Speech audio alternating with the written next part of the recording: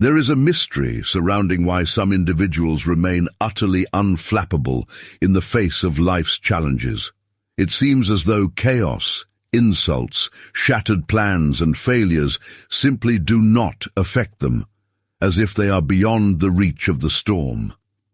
What is the secret they possess that eludes so many?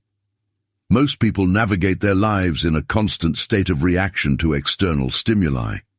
A sudden lane change while driving ignites a flash of anger. An unkind comment from a colleague instantly darkens their mood. A fleeting glance from a stranger can spark feelings of self-doubt. But imagine a life free from this dependency on external factors. What if no person, no circumstance, and no outside influence could sway your inner equilibrium? Carl Jung suggested that many are prisoners of their own reactions. They believe that the world is inflicting suffering upon them, while in reality they are merely reflecting their own internal conflicts and shortcomings. And here lies the truth. Nothing can truly affect you unless it finds a vulnerable spot within you. For instance, if someone's insults provoke anger, it may suggest that deep down you fear there is a grain of truth in their words. Similarly, if neglect from another person hurts you, it could indicate that you still seek external validation of your worth.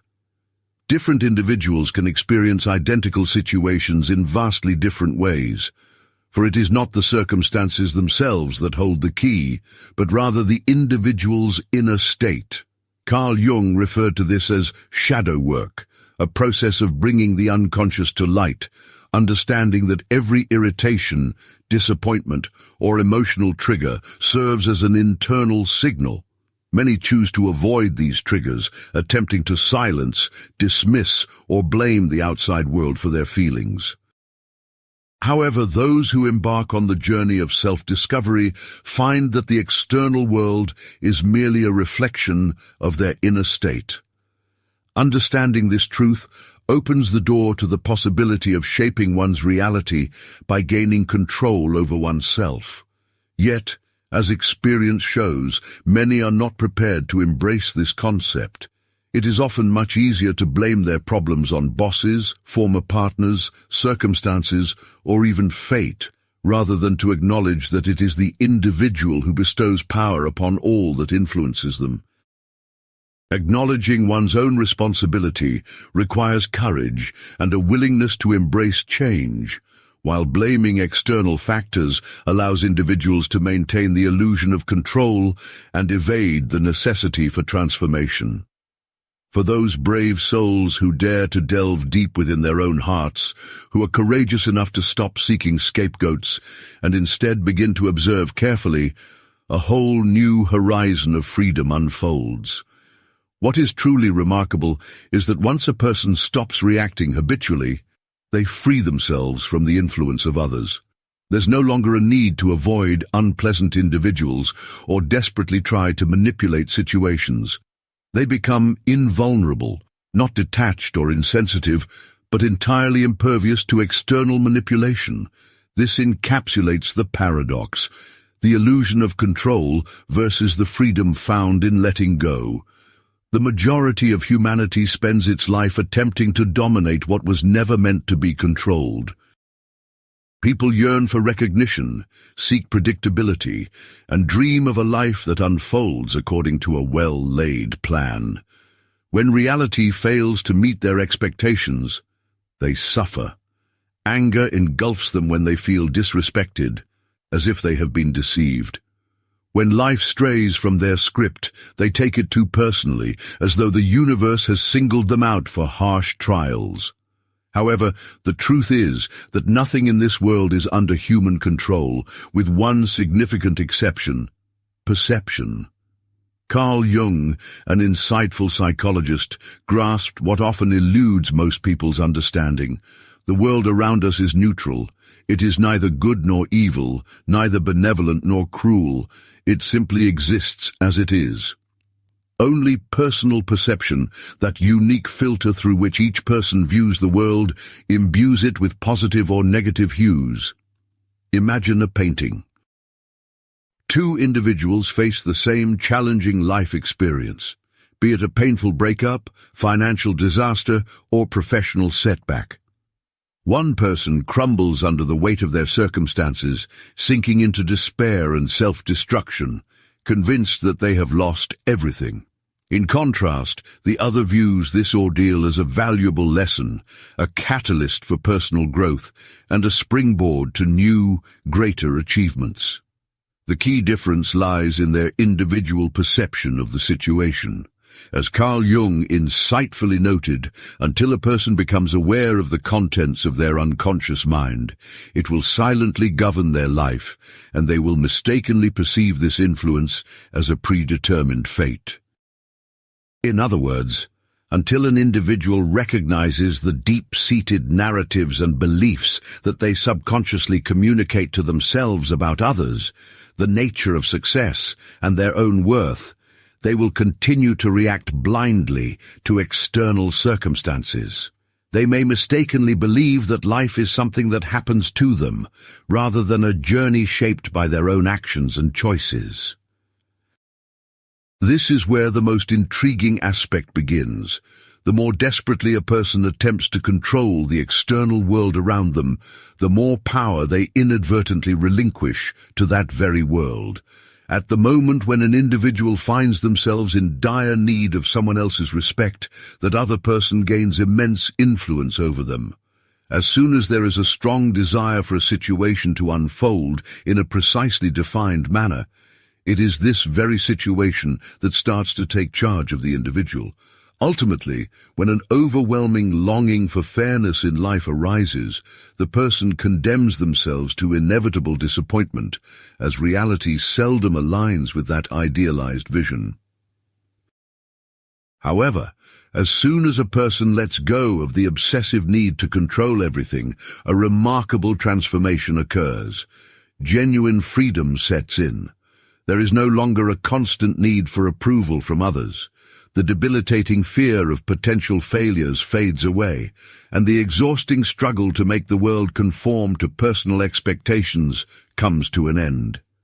It's worth reflecting on the fact that truly strong and self-assured individuals are not those who aim to manage every little detail. Instead, they are those who possess self-control, who can remain calm during the toughest times, who stay unshaken in the face of chaos, who disregard hurtful comments, and who do not fear the unknown. They have grasped a truth that eludes most people. Control is merely an illusion, and once a person stops chasing this illusory goal, they discover authentic power. This is where the paradox lies. When the urgent need for everything to unfold, according to a predetermined script, fades away, what we desire often tends to materialize on its own. When a person stops fearing judgment from others, they naturally become more self-assured. As the frantic chase for success diminishes, opportunities seem to emerge effortlessly, without any struggle. When one ceases to resist the flow of life and begins to go with the current, everything around them seemingly falls into perfect alignment as if by a magical touch. This idea extends beyond mere philosophical contemplation. It is grounded in findings from neuroscience. Cognitive psychology shows that an excessive desire to control people, circumstances, or even one's own thoughts leads to resistance. It's no coincidence that those who desperately seek love often push it away, while those who fear failure inadvertently sabotage their own efforts. It is paradoxical that those who cling most tightly to control often feel the most helpless. Therefore, it is crucial to ask ourselves whether a person is merely a passive observer, responding to the circumstances of life, or if they possess the ability to actively shape their own perception. Once we realize that external factors hold no power over our inner world, life reveals itself in a completely new light. This involves cultivating a resilient mind, capable of maintaining composure in the face of any challenges. Let us imagine such a scenario. A person strolls down the street, lost in their own thoughts. Suddenly, someone hurls insults, calling them an idiot or predicting their failure. It's crucial to pause for a moment and reflect on what's happening internally at that instant. Often, when faced with criticism or attacks, individuals instinctively feel the need to defend themselves or sink into deep resentment. Emotions can overwhelm their mind, making it difficult to view the situation clearly. Their heart starts racing, anger simmers in their veins, and their thoughts replay the hurtful words over and over, only intensifying their frustration. But let's envision a completely different response, where there is an absence of any reaction. No emotional outburst, just a calm awareness. This has nothing to do with me. This is precisely the state that the Stoics, Zen masters, and even the renowned psychologist Carl Jung sought to achieve, claiming that nothing external can disturb a person's equilibrium unless they allow it to. So why do most people fall so easily under the influence of others? The answer lies in the false self, a fragile construct shaped by external opinions, the desire for approval, and a painful attachment to outcomes. This is why they react so intensely to any criticism, perceiving it not merely as an insult, but as a direct threat to their identity. Carl Jung spoke of the shadow self, an obscured part of our psyche that harbors all our fears, insecurities, and unresolved emotional wounds. When someone strikes a nerve, they do not inflict new pain. Rather, they unveil the pain that has long been buried within us. If a person were truly at peace with themselves, a stranger's insult would leave them completely unscathed. It would be akin to a shout directed at an unyielding mountain. Echo will return, but the mountain will remain unmoved. The real question lies in the roots of our emotional reactions. Does an insult provoke offense due to a fear of inadequacy? Does the anger stem from a lack of respect from others, fueled by an inner craving for universal acknowledgement? Do deviations from a set plan lead to a loss of composure, driven by an excessive attachment to a specific outcome? The essence of the issue is not found in external circumstances, but rather in our subjective self-perception. True strength does not lie in the desire to suppress the outside world, evade criticism, or eliminate problems. It manifests in cultivating an unshakable mind that does not rely on external validation, remaining resilient in the face of life's challenges, and recognizing that control begins with managing one's own perception. This is not merely a philosophical musing, but a scientifically grounded approach to psychological training. This study reveals that emotional reactivity is developed as a habit. The brain establishes neural connections that amplify specific responses. The more a person allows external factors to influence their emotions, the more automatic these reactions become. However, there are also positive insights to consider. The brain has an astonishing ability to reorganize itself. Contemporary neurobiological research confirms that through mindfulness practices, cognitive reframing techniques, and intentional engagement with uncomfortable situations, anyone can purposefully train their brain to reduce sensitivity to external stimuli. Over time, hurtful comments lose their sting, failures cease to define one's identity, and uncertainty no longer triggers feelings of fear and anxiety. Individuals develop a kind of resilience, not by changing the world around them, but through a transformation of their inner state. An intriguing pattern emerges in human psychology. People often believe their reactions are driven by external circumstances, when, in reality, they are responding to their own interpretations of those circumstances. When a person encounters an insult, the words cut deeply, much like a sharp blade. However, if one pauses for a moment and turns inward, it becomes clear that the pain is not rooted in the words themselves, but rather in the meanings the mind attaches to them, tapping into hidden emotional wounds and dredging up subconscious narratives carried through the years. The eminent psychologist Carl Jung had a profound understanding of this connection.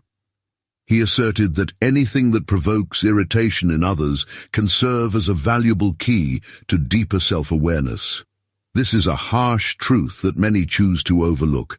Nothing from the outside has power over a person unless they allow it to do so. Imagine a mirror-like surface. If your reflection suddenly twisted into a grimace of discontent, would you really harbor anger towards the innocent glass? Clearly no. You would recognize that it merely reveals your own state of being. Yet, when life's circumstances, much like that mirror, reflect our inner turmoil, and when those around us stir a tempest of emotions within us, we regrettably tend to react as if the reflection itself were at fault. We point fingers and demand change from others, rather than embracing a simple truth. The external world is merely an echo of our inner cosmos. This leads to an inevitable question. Why do we grant such immense power to what lies beyond ourself? The answer lies in our enduring vulnerability, our attachments. If your sense of identity is inextricably linked to the opinions of those around you, you will inevitably become a slave to their approval, dependent on their praise, much like a puppet pulled by strings. If it is tied to achieving a specific outcome, you risk becoming a victim of unforeseen twists of fate, much like a ship left to the mercy of the elements.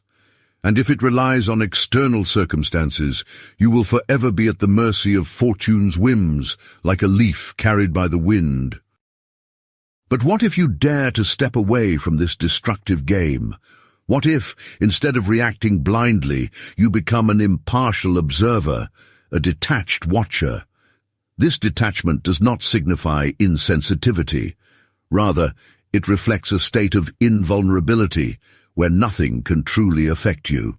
It is the realization that you are not your emotions or fleeting experiences, but the very consciousness that witnesses them, much like a wise elder gazing down at the world from the vantage point of a life well lived. Consider the raging elements, the storm that erupts in all its splendor. Thunder shakes the ground, lightning pierces the sky, and the wind howls like an injured beast. Yet, high above this chaos, the celestial dome remains unruffled, pure and serene. You too are that sky, rather than the tempest swirling below. You embody eternity, observing the transient moments as they come and go. The true strength of a person does not lie in their power over the external world, but rather in their ability to manage their own perception of that world. When an individual stops reacting impulsively to external stimuli, they begin to shape their very own reality. Those around them sense this change. They lose the ability to shake their confidence, manipulate them, or affect their inner world, for they become the sovereign masters of their own energy. So how can one reach a state of inner inviolability? The key lies in a radical shift in consciousness, in recognizing that a person does not react to the world as it is, but to the interpretation their mind constructs from what is perceived. For instance, consider two individuals who find themselves in identical circumstances, yet experience entirely different emotions. For instance, if someone accidentally bumps into a person on the street, one individual might simply walk by, oblivious to the incident, while another might take it as a personal affront and dwell on their anger for quite some time. The event is the same, yet the responses to it are completely different. This discrepancy arises because the reaction is not dictated by the event itself, but rather by how the mind interprets it. Jung often spoke of the shadow, the unconscious part of the human psyche where repressed desires, unhealed wounds and rejected emotions reside. Paradoxically, it is these hidden elements that exert the most significant influence on our behavior. What lies behind our intense reactions to certain words or the irritating presence of specific individuals? The answer is straightforward. They touch upon aspects of our personality that remain unacknowledged and unaccepted. When someone can easily manipulate our feelings, it indicates that they hold the key to parts of ourselves over which we lack complete control. However, the secret to achieving emotional resilience does not lie in suppressing these feelings, but in fully acknowledging them and removing their power over us. Instead of engaging in a battle with our emotional triggers, we should take the time to carefully explore their nature.